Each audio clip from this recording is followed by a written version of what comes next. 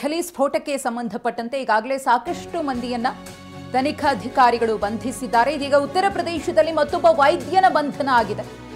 ಹಾಪೂರ್ನಲ್ಲಿ ವೈದ್ಯ ಫಾರೂಕ್ ಖಾಕಿ ಖೆಡ್ಡಾಗೆ ಬಿದ್ದಿದ್ದಾನೆ.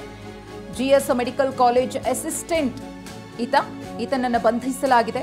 ಅಲ್ಫಲಾಹ್ ವಿವಿಯಲ್ಲಿ ಎಂಬಿಬಿಎಸ್ ಮಾಡಿದ್ದ ಫಾರೂಕ್ ಈತನನ್ನ ಇದೀಗ ಪೊಲೀಸರು ಅರೆಸ್ಟ್ ಮಾಡಿದ್ದಾರೆ ಅನ್ನೋ ಮಾಹಿತಿ ಸಿಕ್ಕಿದೆ. ಈಗಾಗಲೇ ಈ ಒಂದು ಉಗ್ರ ಕೃತ್ಯದ ಹಿನ್ನೆಲೆಯಲ್ಲಿ ಸಾಕಷ್ಟು ಮಂದಿ ವೈದ್ಯರೇ ಬಂಧನಕ್ಕೊಳಗಾಗಿದ್ದಾರೆ.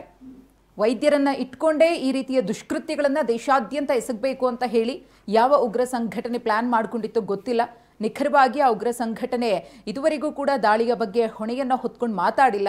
ಆದರೆ ಎಲ್ಲರೂ ಕೂಡ ಇಲ್ಲಿ ಉನ್ನತ ಹುದ್ದೆಯಲ್ಲಿರುವವರೇ, ವೈದ್ಯ ವೃತ್ತಿಯಲ್ಲಿರುವವರು, ಬೇರೆ ಬೇರೆ ಉನ್ನತ ಸ್ಥಾನದಲ್ಲಿರುವವರು. ಜಮ್ಮು ಕಾಶ್ಮೀರದಲ್ಲಿ 3 ಸರ್ಕಾರಿ ನೌಕರರನ್ನ ಕೂಡ ವಶಕ್ಕೆ ಪಡೆದು ವಿಚಾರಣೆಯನ್ನ ಮಾಡಲಾಗ್ತಾ ಇದೆ.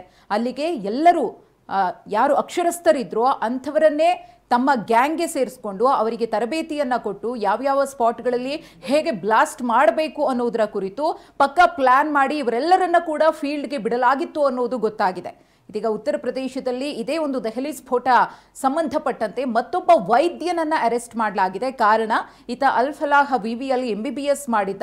ಈತನಿಗೂ ಈ ಒಂದು ಉಗ್ರ ಕೃತ್ಯದಲ್ಲಿ ಭಾಗಿಯಾಗಿ ಬಂಧನಕ್ಕೆ ಒಳಪಟ್ಟಿರುವಂತಹ ವ್ಯಕ್ತಿಗಳಿಗೂ ಏನಾದರೂ ಸಂಪರ್ಕ ಇದೆಯಾ ಅನ್ನೋ ಆಯಾಮದಲ್ಲಿ ಇದೀಗ ಎನ್ಐಎ ಅಧಿಕಾರಿಗಳು ಮತ್ತು ಸ್ಥಳೀಯ ಪೊಲೀಸರು ತನಿಖೆಯನ್ನ ಮಾಡಲಿದ್ದಾರೆ. ಕಾರಣ ಇಲ್ಲದೆ ಯಾರನ್ನು ಕೂಡ ಬಂಧಿಸುವುದಿಲ್ಲ. ಬಂಧನಕ್ಕೆ ಒಳಪಟ್ಟಂತಹವರು ಯಾರಾದರೂ ಈತನ ಬಗ್ಗೆ ಮಾಹಿತಿಯನ್ನ ಕೊಟ್ಟಿರಬೇಕು.